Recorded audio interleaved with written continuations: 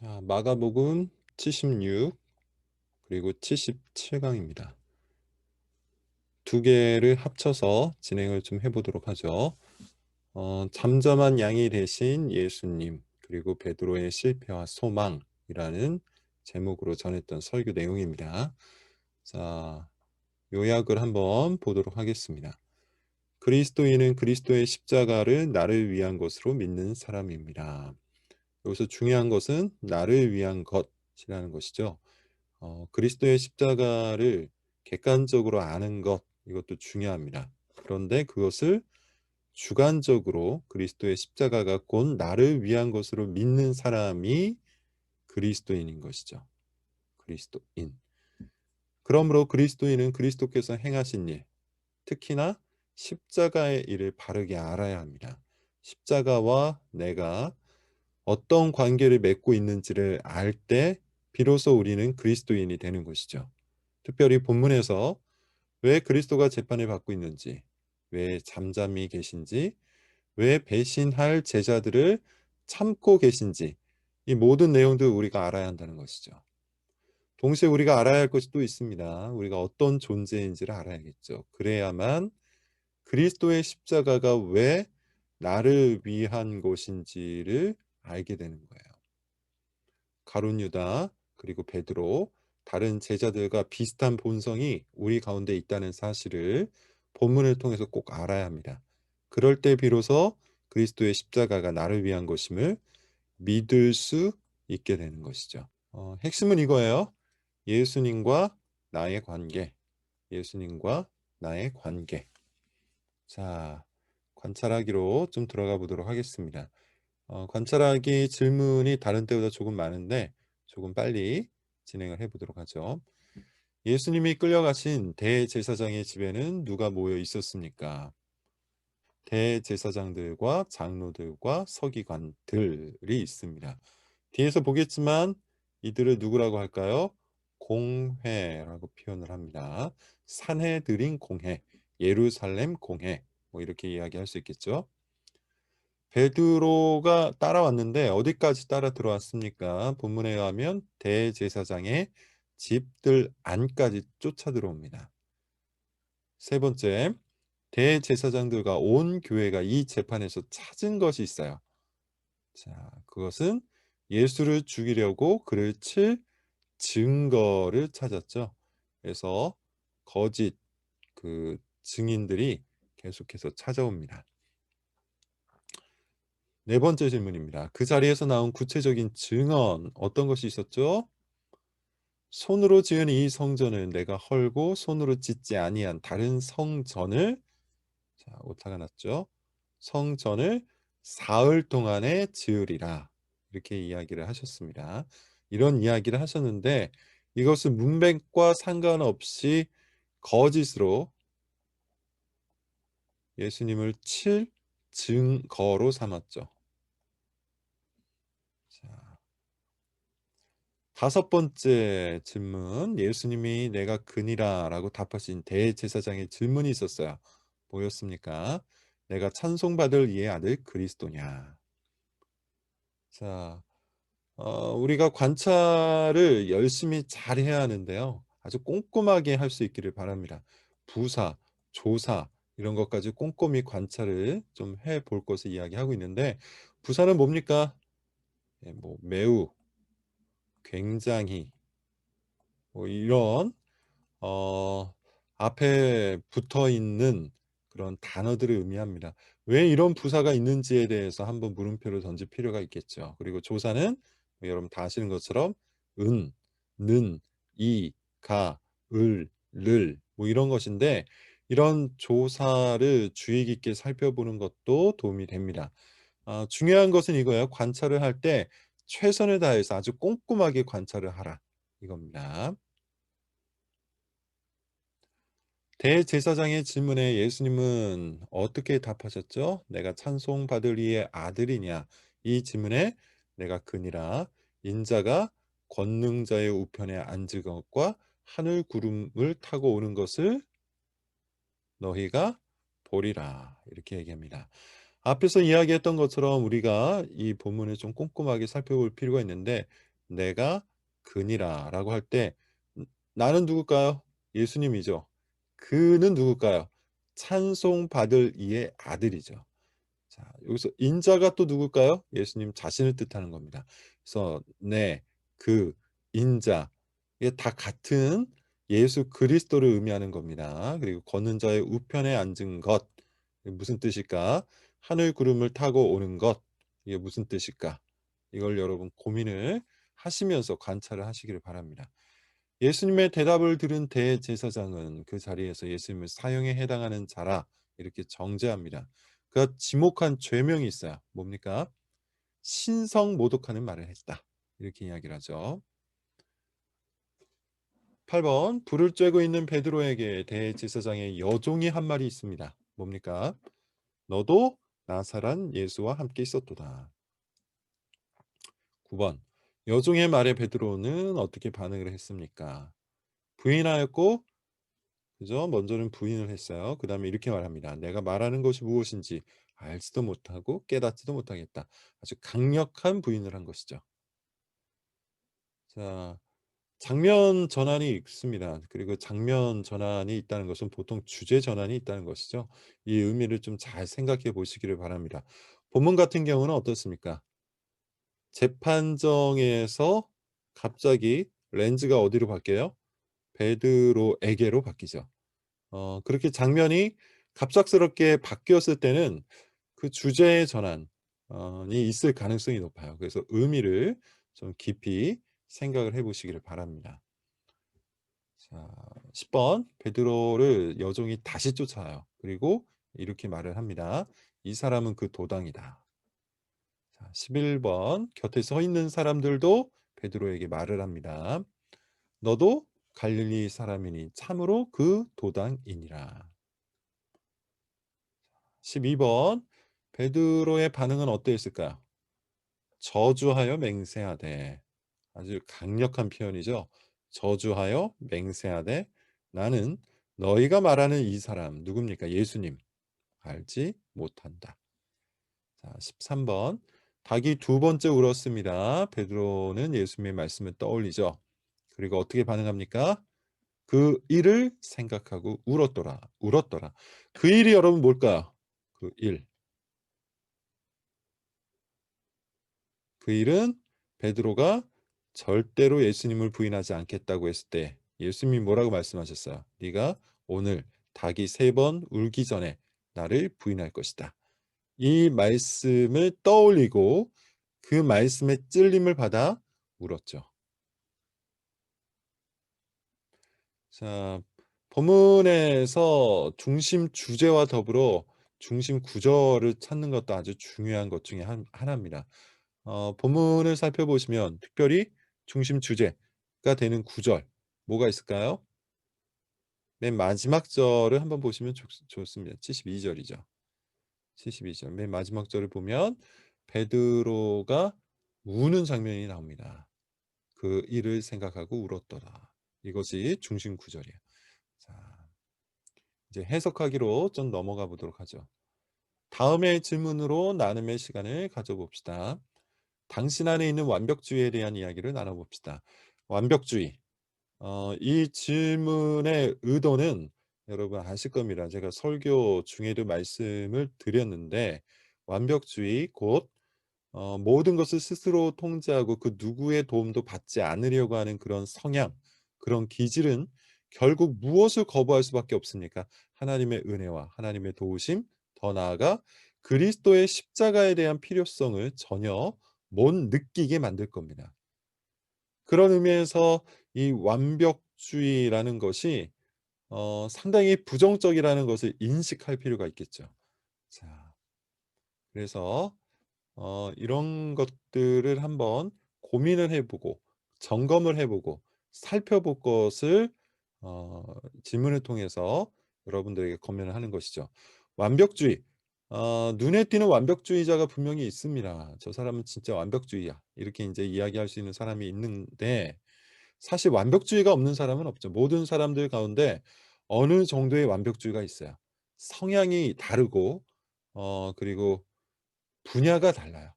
그리고 정도와 깊이가 조금씩 다릅니다.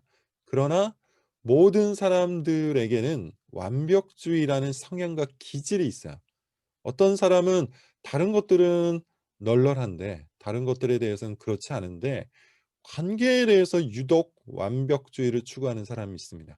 그것도 다 조금씩 색깔이 다릅니다. 어떤 사람은 어 절대 다른 사람들로부터 버림을 받지 않기 위해 혹은 다른 사람들과 분리되지 않기 위해 자신만의 그 관계적 완벽주의를 갖고 행하는 사람들이 있습니다. 그런 것들을 한번 잘 발견할 수 있도록 도와주시고 1. 일에 대한 완벽주의 많이들 가지고 있죠. 이것도 같이 한번 나눠 볼 수 있도록 인도를 해 주십시오. 어떤 사람은 청소, 청결, 결벽증과 같은 증상을 갖고 있는 사람들이 있어요. 또 어떤 사람은 꼭 기록을 해야 한다. 혹은 글을 꼭 읽어야 한다. 외모에 대한 완벽주의를 갖고 있는 사람도 있죠. 하여튼 다양한 완벽주의를 가지고 있습니다. 이걸 한번 찾아볼 수 있도록 여러분께서 한번 인도를 잘 해 주시기를 바랍니다. 자, 두 번째 질문은 우리 지난주에 했던 그 적용 부분을 잘 실천했는지를 점검하는 그런 내용이죠. 어 교리 묵상을 했는데 그것을 어떻게 느꼈는지 함께 이야기를 나눠 보시면 되겠습니다. 자, 잠언의 말씀을 한번 읽어 보십시오. 음 이게 좀 잘못 들어간 것 같은데 2장 1 절부터 8 절이 아닐 겁니다. 어 자, 제 기억으로는 잠언 2장 16 절부터 22 절까지인가요? 그럴 거예요.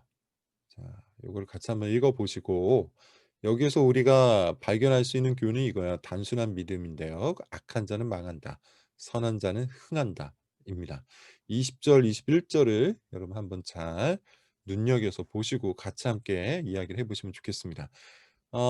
이 파트에서는 최대한 삶의 나눔을 하는데 여러분 포커스를 두면 좋겠습니다. 생각, 감정, 생활 등을 나눌 수 있도록 최선을 다해서 여러분이 인도를 해 주시기를 바랍니다. 자, 2번 대제사장의 집에 공회가 모였죠. 온 공회라고 했는데 아마 모든 공회원들이 모인 건 아닐 거예요. 자, 중요한 것은 공회가 했던 역할이 무엇이었느냐 이겁니다. 종교 지도자 모임이면서 동시에 정치 지도자 모임이었죠. 이미 설명을 드린 것처럼 이스라엘은 신정 국가였어요. 종교와 정치가 한 덩어리가 되어 있는 그런 나라입니다. 그래서 이 공회가 실질적으로 모든 그 결정을 감당하는 그런 모임이었어요. 특별히 종교 재판에 관해서는 최종적인 권위가 있었습니다. 재판장에 거짓 증언을 하는 사람들이 계속해서 찾아왔죠. 그들이 거짓 증언을 하는 이유 무엇이죠? 두 가지 정도로 말해 보자면 제가 설교 시간에 했던 이야기입니다.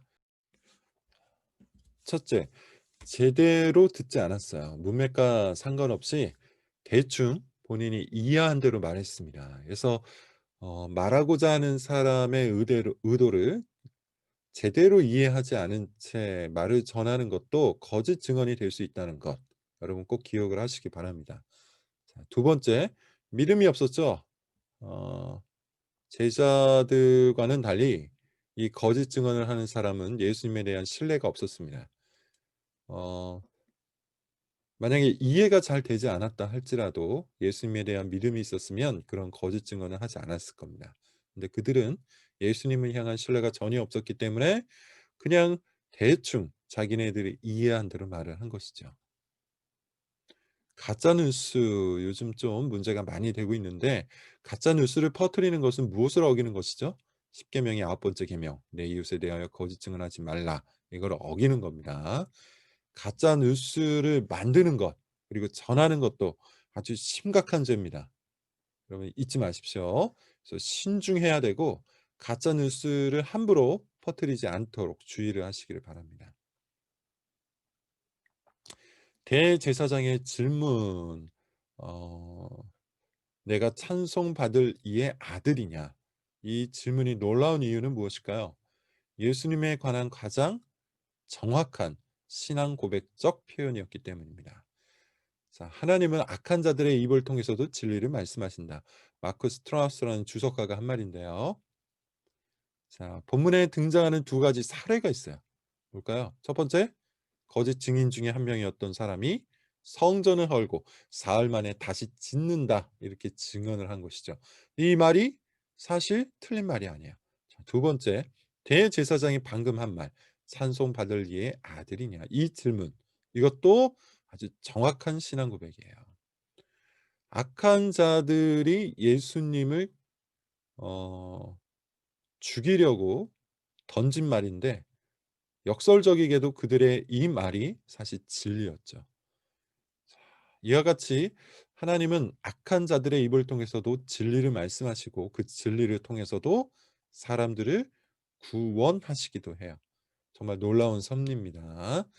자, 이 파트에서는 이걸 좀 중점적으로 다루시면 좋겠습니다. 거짓 증언이 난무하고 있고요. 억울한 재판이 진행되고 있는데 이런 상황에 예수님께서 놓여 계신다는 것을 여러분 다시 한번 짚어주시면 좋겠습니다. 자, 세 번째 질문, 대제사장의 그 질문, 내가 찬송받을 이의 아들이냐? 이 질문에 예수님은 인자가 권능자의 우편에 앉은 것과 하늘 구름을 타고 오는 것을 너희가 볼 것이다 이렇게 답합니다. 각 의미를 한번 이야기를 해봅시다. 첫 번째는 우편은 보통 통치권을 의미해요. 오른쪽, 통치권, 권력, 권위 뭐 이런 걸 의미합니다. 즉 권능자의 우편에 앉아 있다는 것은 권능자와 동등한 통치권을 가지고 있다. 권능자와 동등한 권력을 가지고 있다. 이런 뜻이 됩니다. 자, 2번. 하늘 구름을 타고 온다. 이것은 심판자의 권위를 의미하는 것이죠. 사실 1, 2번이 비슷한 이야기인데 결국 이 이야기를 통해서 예수님이 말하고자 하는 것이 뭡니까? 본인이 하나님과 동등한 자 혹은 하나님과 동등한 권력을 갖고 있는 권세를 가지고 있는 전능자라는 그런 의미라고 볼 수 있어요. 자, 당연히 문제가 됩니다. 이 말을 대제사장은 사형에 해당하는 죄, 곧 신성 모독죄로 받아들입니다. 왜 그렇습니까? 방금 말한 것처럼 하나님과 동등하다는 의미로 해석될 수 있기 때문이죠. 정말 이상한 것은 예수님의 반응이에요. 유도 신문을 한 것이죠. 그리고 거짓 증언이 난무하잖아요. 억울한 재판이 계속해서 진행되고 있어요. 근데 예수님은 이 모든 것을 잠잠히 받아들이고 계십니다. 어, 모욕과 조롱까지도 그대로 당하고 계세요. 이 모습은 이사야 53장 7절 8절에서 이미 예언된 모습인데 이사야는 이 모습이 마치 무엇과 같다 이렇게 비유를 하고 있죠. 도수장, 도살장이에요. 도살장으로 끌려가는 어린 양, 털 깎는 자 앞에서 잠잠한 양과 같다. 이렇게 이야기합니다. 양과 같다 이렇게 이야기를 하고 있어요. 자, 여기에서는 우리가 주목해서 살피고 해석해야 되는 게 바로 이거죠. 예수님이 억울한 판결에도 잠잠히 계신다는 것. 이 사실을 여러분 주목해 보시기를 바랍니다. 자, 4번이 아니라 3-3번입니다. 이사야 53장 8절에 의하면 예수님이 이렇게 잠잠히 당하고 계신 이유가 있어요. 뭐라고 얘기합니까? 징계를 받으셔야 우리가 평화를 누리고 예수님이 채찍에 맞으셔야 우리가 나음을 받기 때문이다. 자, 구원받기 전 우리의 죄는 무엇이었습니까? 그리고 그 죄의 형벌은 뭡니까? 이렇게 제가 표현을 했습니다. 설교 중에 이와 같이 이야기했는데 우리의 창조주, 우리의 아버지, 우리의 왕이신 하나님을 배신한 죄, 모욕한 죄, 부정한 죄, 조롱한 죄, 없이 취급한 죄. 이건 사실상 어떤 죄라고 할 수 있죠? 하나님을 죽인 죄와 다를 바가 없어요. 그래서 제가 설교 중에는 이렇게 표현했습니다. 부모 살인 죄보다 더 큰 죄다. 왜냐하면 하나님이 사실상 우리를 만드시고 낳으시고 돌보시고 또 우리를 향한 소유권을 갖고 계시잖아요. 근데 그 하나님을 없이 취급한 죄, 모욕한 죄, 하나님을 하나님으로 온전히 대하지 않은 죄, 이것은 부모 살해죄보다 훨씬 더 큰 죄일 수밖에 없죠. 당연히 그 죄의 형벌은 어떠할까요? 그 어떤 죄보다 큰 대가를 치를 수밖에 없죠. 영원한 사망과 영원한 형벌이에요. 자, 그러므로 우리가 구원받기 위해서는 누가 필요할 수밖에 없습니까? 그의 역할이 뭐죠? 구원자가 필요하고, 그는 우리가 지은 모든 죄를 짊어지고 그 죄의 형벌을 대신해서 받아야만 합니다. 그럴 만한 구원자가 우리에게 필요한 것이죠. 그가 바로 예수 그리스도입니다. 자, 다음 빈칸을 한번 채워보세요. 예수님의 침묵은 우리를 향한 강렬한 사랑이죠. 왜냐하면 그가 모욕을 당해야 우리가 영광을 얻고, 그가 죽임을 당해야 우리가 생명을 얻기 때문입니다. 예수님께서 잠잠한 양과 같이 되신 이유, 그것은 바로 우리를 위한 사랑 때문이에요. 예수님의 침묵이 우리의 구원을 위한 것임을 이 파트에서는 강조하시면 되겠습니다. 4번 14장 66절에서 72절은 베드로 이야기입니다. 앞과 뒤에 있는 이야기를 확인한 후 이와 같은 구조가 주는 의미에 대해 말해보세요. 앞에는 뭐가 있습니까? 우리가 방금 살펴본 것처럼 대제사장 앞에서 억울한 재판을 받는 이야기죠. 뒤에는 어떤 이야기가 있냐면 빌라도 앞에서 재판을 받는 이야기가 있습니다. 자, 뭘 의미하는 걸까요? 예수님이 실패한 자들을 위한 그리스도 구원자가 되신다는 걸 보여주는 것이죠. 그죠?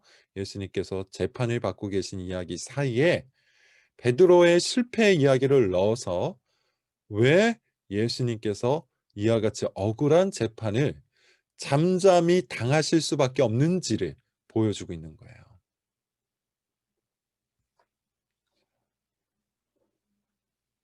다음 불과 몇 시간 전에 베드로는 예수님과 함께 죽을지언정 결코 부인하지 않겠다, 이렇게 단언을 했습니다. 그러나 베드로의 단언은 실패로 끝나죠.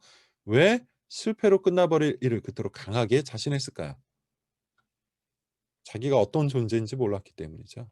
자기 인식이 제대로 되지 않았기 때문이에요. 심지어 베드로는 여러 번 실패를 경험을 했죠. 우리가 복음서를 통해서 이미 살펴본 것처럼 베드로가 늘 승리하고 성공을 거둔 게 아닙니다. 믿음이 매우 연약했어요. 예수님께 꾸중도 많이 들었습니다. 그런데 베드로는 여전히 자기가 예수님을 온전히 따를 수 있다고 믿었던 거예요. 자기 자신에 대한 강한 확신. 근데 이게 사실은 자기 인식이 되지 않은 과장된 인식이었다는 것이죠. 위 질문과 맞춰 하이델베르크 이문을 확인해 보세요. 복을 받고 위로를 얻는 인생. 가장 먼저 뭘 알아야 합니까? 첫째, 나의 죄와 비참함이 얼마나 큰지를 알아야 합니다. 그러니까 제대로 된 자기 인식이 필요하다는 것이죠.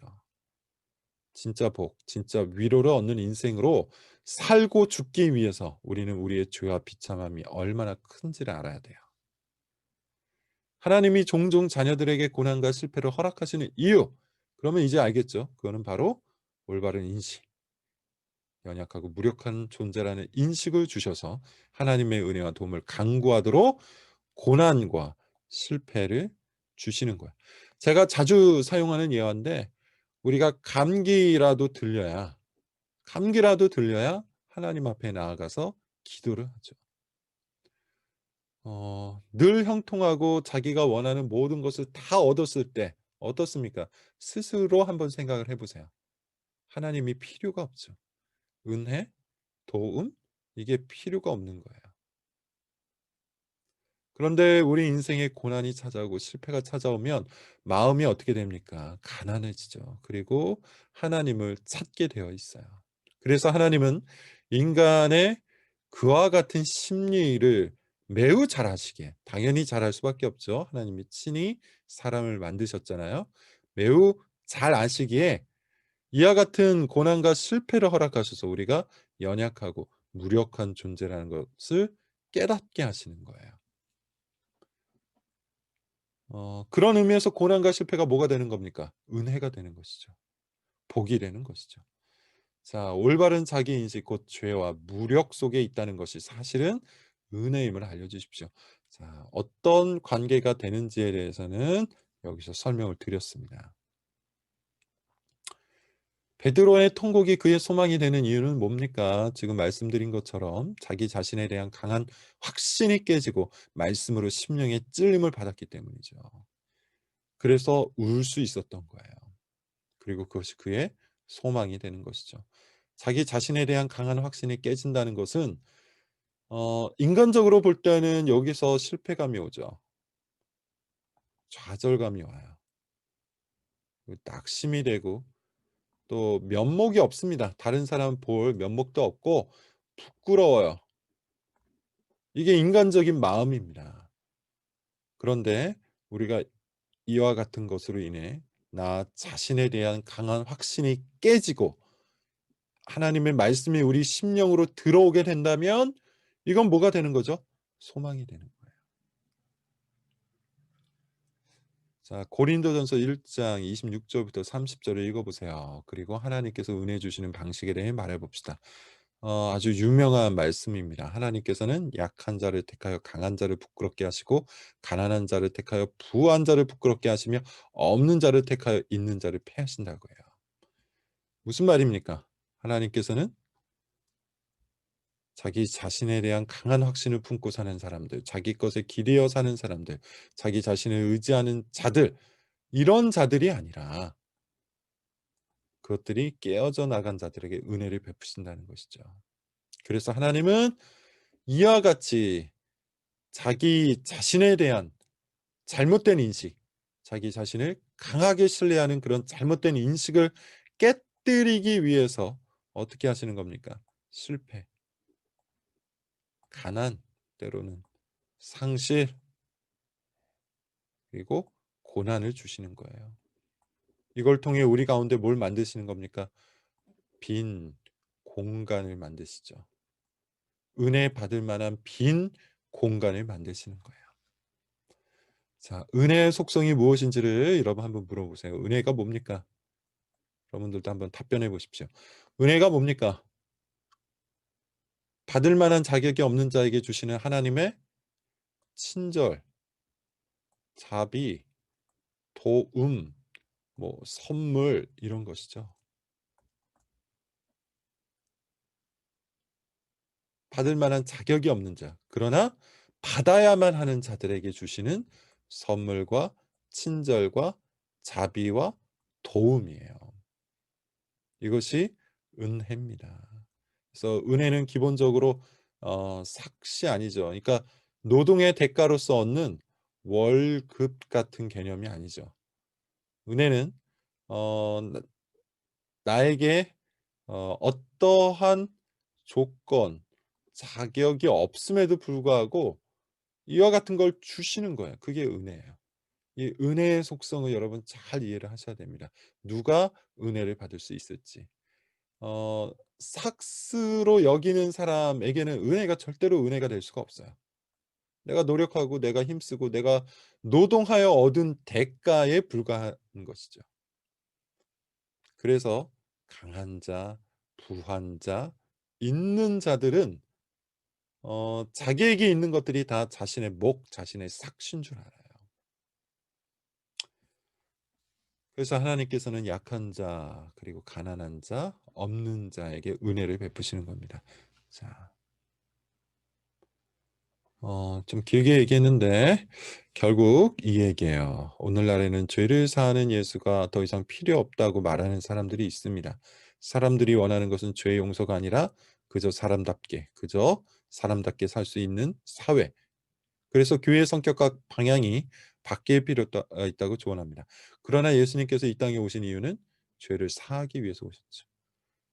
우리가 인정하든 인정하지 않든 바라든 바라지 않든 그건 중요한 게 아닙니다. 예수님은 우리의 죄를 위한 어린 양이 되세요. 그러므로 인생의 가장 커다란 기적, 이거는 우리가 죄인이라는 사실을 아는 것이죠. 그리고 찔림을 받고 구원자를 갈망하는 거예요. 자신의 실패로 그리스도를 보는 자는 정말로 복되고요. 고통으로 그리스도를 간절히 원하는 자도 복됩니다. 자신이 깨져나간 자라는 자기 자신이 깨져나간 그 자리는 인생이 끝난 지점이 아니라 은혜가 출발하는 지점이에요. 실패한 베드로에게 임한 찔림의 기적이 우리 모두에게 있기를 바랍니다. 찔림을 받는다는 그것 자체가 큰 기적임을 알려주시기 바랍니다. 하나님의 은혜와 그리스도의 십자가를 자꾸만 밀어내려고 하는 당신의 완벽주의 어떻게 제거해 나갈 수 있을까? 자, 여기서 우리가 주의해야 될 점을 제가 좀 적었습니다. 지금 적용이에요. 적용은 판단이나 감상이 아니라 말 그대로 자기 자신에게로 이 말씀을 적용하는 겁니다. 그래서 교리를 적용하는 시간이라는 걸 강조를 좀 해주시기 바랍니다. 자, 완벽주의를 제거하기 위해서는 첫째 완벽주의가 어떤 것인지 알아야겠죠. 우리가 그걸 배웠습니다. 그리고 나에게 있는 완벽주의. 이것도 우리가 같이 나눔을 통해서 좀 살펴봤죠. 그리고 부정적인 영향력이 무엇인지에 대해서 한번 물어보십시오. 당신이 가지고 있는 완벽주의가 신앙에 미치는 부정적인 영향. 한번 질문을 해보세요. 그리고 넷째, 하나님의 은혜와 도움을 간청하고 다섯째, 삶의 여백을 스스로 만들어 나갈 필요가 있습니다. 그러니까 완벽주의로 인해서 꽉 짜여진 그런 일정, 그런 인생이 아니라 다소 여유를 갖고 빈 공간으로 남겨놓을 필요가 있다는 것이죠. 그리고 그 가운데 하나님께서 채워가시는 은혜를 경험해 보는 것. 내가 하지 않아도 하나님이 하신다는 것을 경험하는 것. 이게 완벽주의를 제거해 나갈 수 있는 유일한 방식이에요. 개인 적용을 꼭 강조하시기를 바랍니다. 자, 2번. 이번 주에 그리스도의 십자가를 함께 묵상할 수 있는 방법을 찾아봅시다. 이번 주에는 도르트 신조를 한번 읽어보십시오. 각 항이 굉장히 짧아요. 그래서 제 개인적으로는 이번 주에 좀 필사를 하면 어떨까라는 생각이 있습니다. 이거는 뭐 그 강요는 아닙니다. 그냥 권면 사항입니다. 저 역시도 이번 주에는 필사를 좀 해볼까 생각 중에 있어요. 자, 오늘 설교를 기초로 기도 제목을 만들어서 함께 나눠보시기를 바랍니다.